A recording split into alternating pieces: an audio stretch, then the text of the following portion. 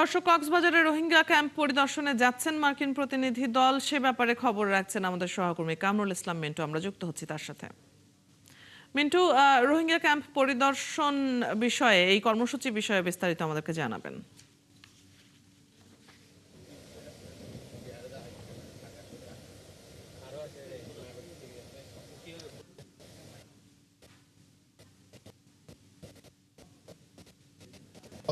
এখনো পর্যন্ত গাড়ি বহরে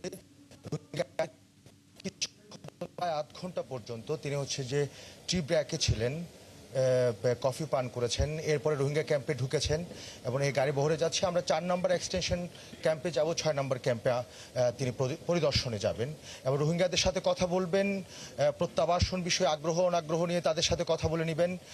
পাশাপাশি যে সমস্ত কার্যক্রম ওই রোহিঙ্গা ক্যাম্পে চলছে সে বিষয়ে হয়তোবা তিনি খোঁজ খবর রাখবেন। পাশাপাশি সবচেয়ে বড় যে বিষয়টি, এখানে তার সফরের অন্যতম গুরুত্বপূর্ণ যে বিষয়টি, দীর্ঘদিন থেকে রোহিঙ্গাদের প্রতি মুখ ফিরিয়ে নিয়েছিল বিশ্ব যে দাতা গোষ্ঠীগুলো আছে তারা।